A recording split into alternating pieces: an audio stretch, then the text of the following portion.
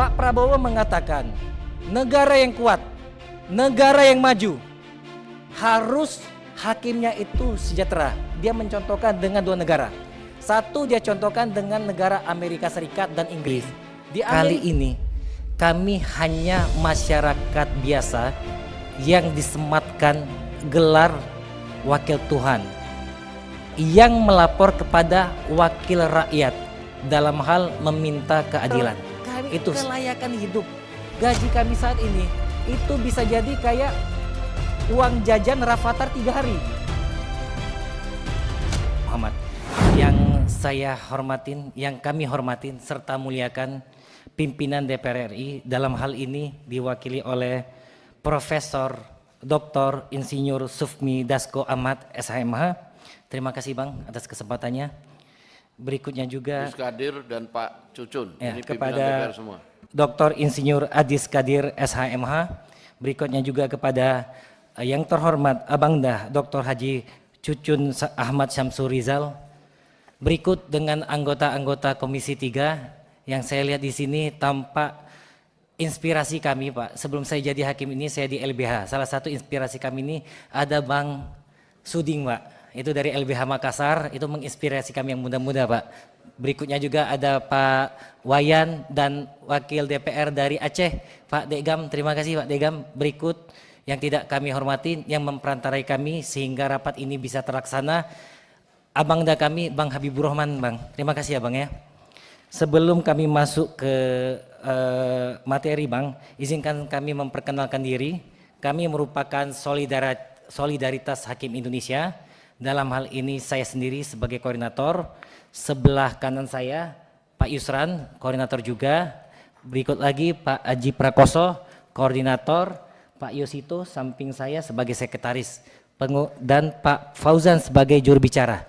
Kalau sering diliput media yang tampil ini Pak Fauzan Pak. Jadi kalau misalnya nanti pemilu bisa jadi dia terpilih kalau dia keluar dari hakim Pak.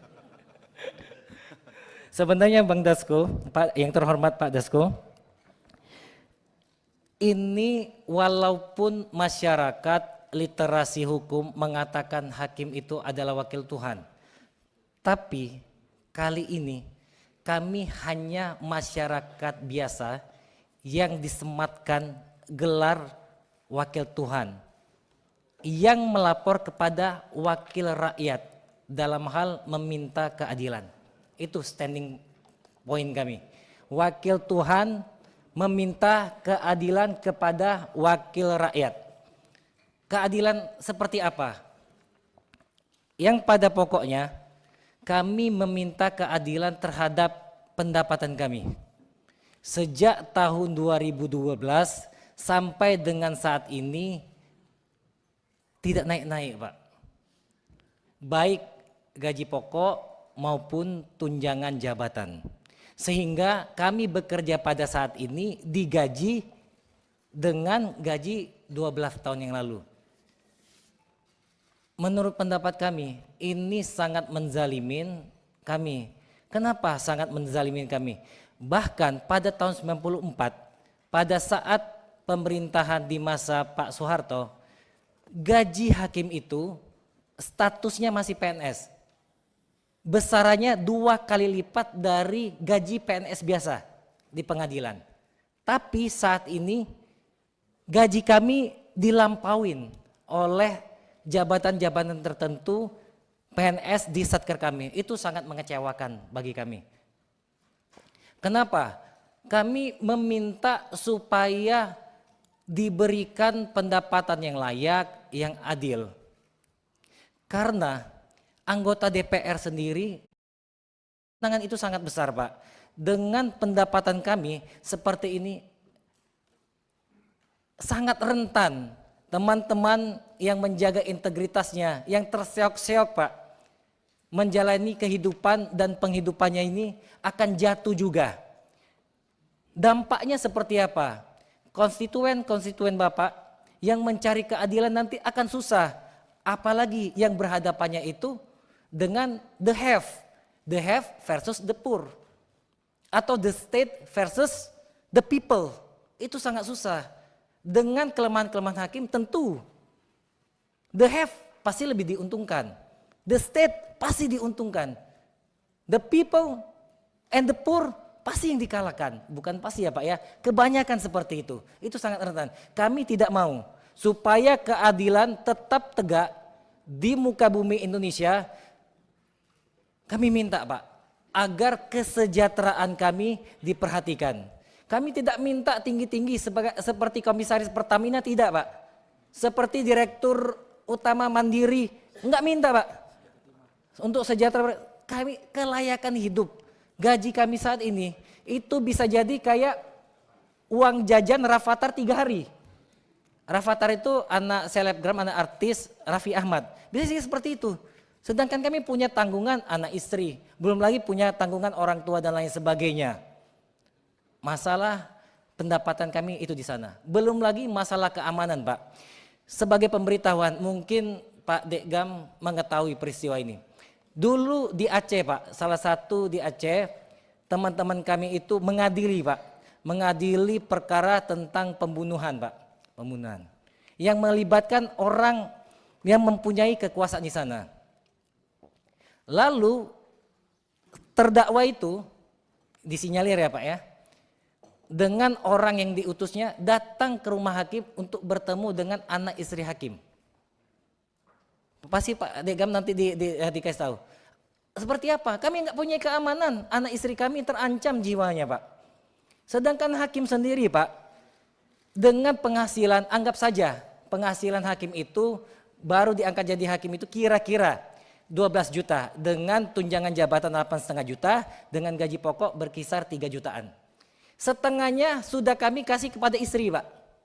Untuk biaya sekolah anak, untuk biaya makan sehari-hari. Setengah lagi kami pegang berkisar 6-7 juta. Kalau kami pakai motor Pak, rentan sekali. Diserempet sedikit oleh pihak, kami bisa celaka, bisa mati konyol. Setidaknya kami ngambil kredit mobil. Mobil nggak perlu mahal-mahal. Mobil yang 100 juta saja atau paling mahal 200 juta.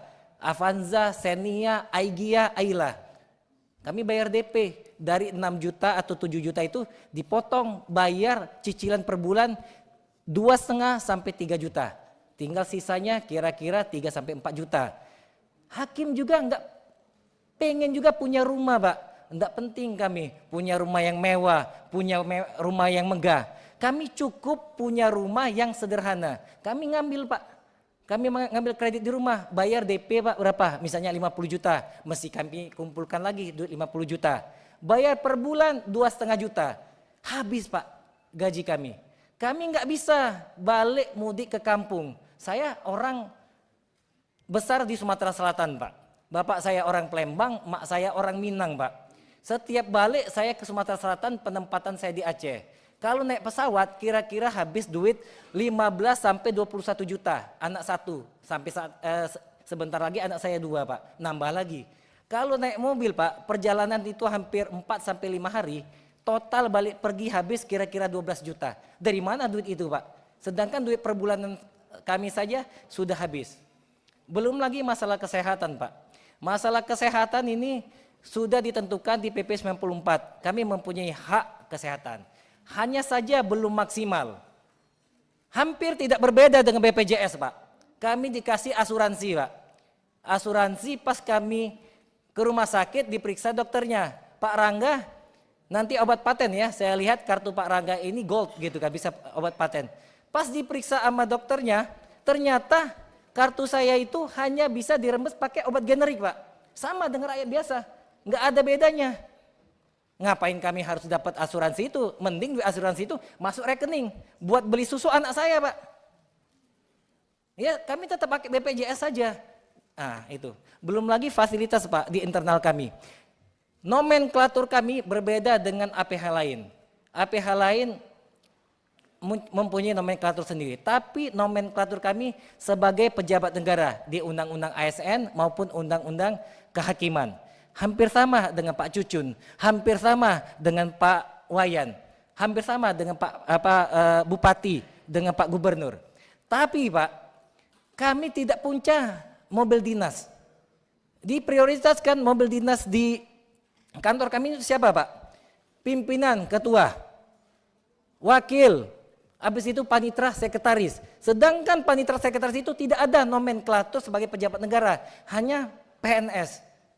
Bayangkan saja Pak, hakim teman saya Pak, ada yang naik sepeda Pak, naik motor, sedangkan panitra dan sekretarisnya naik mobil. Bagaimana? Kami tidak iri Pak, kami pengennya kalau bisa semua pegawai pengadilan itu termasuk yang pegawai administrasinya dapat mobil semua, pengennya kami seperti itu. Tapi jangan timpang, yang ini dapat kami nggak dapat Pak. Nah, kegundahan, kegelisahan kami itu rasanya mendapat angin segar, mendapat air seperti di padang pasir yang gersang itu Pak, mendengar pidatonya Presiden terpilih Pak Prabowo Subianto. Kalau tidak salah itu disampaikan di Muhammadiyah. Pak Prabowo mengatakan, negara yang kuat, negara yang maju, harus hakimnya itu sejahtera. Dia mencontohkan dengan dua negara. Satu dia contohkan dengan negara Amerika Serikat dan Inggris. Di Amerika, di Inggris bahkan ketua Mahkamah Agungnya, Supreme Court-nya Pak, fasilitas dan rumahnya melampaui Prime Ministernya, melampaui presidennya. Kenapa? Supaya dia tidak bisa diintervensi.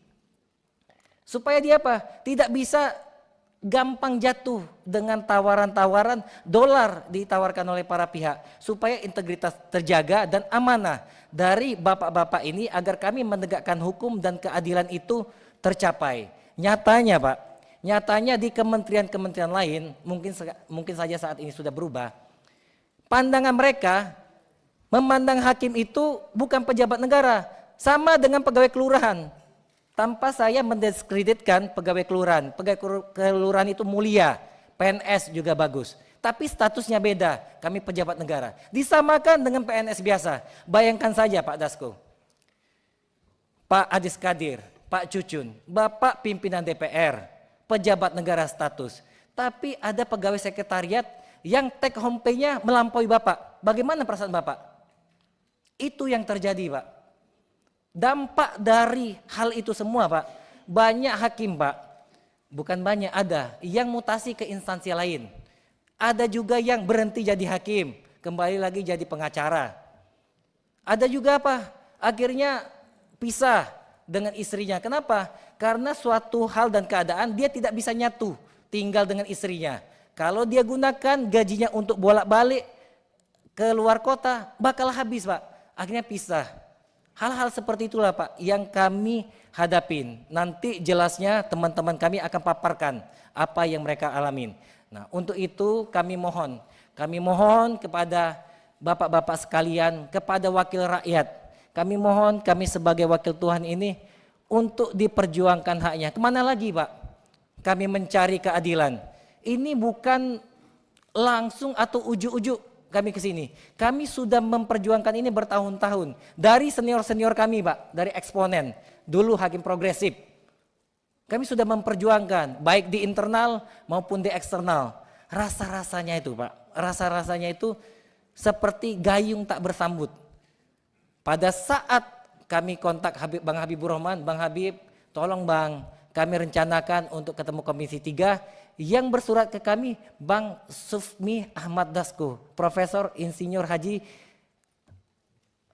Ahmad Sufmi Dasko. Kami sangat senang. Kenapa? Karena yang tanda tangan Bapak, perasaan kami, kegembiraan kami Pak, 50% perjalanan perjuangan kami ini selesai Pak. Terima kasih atas kesempatannya. Nanti berikutnya akan kami berikan kepada teman-teman kami. Terima kasih pimpinan. Kami kembalikan kepada pimpinan.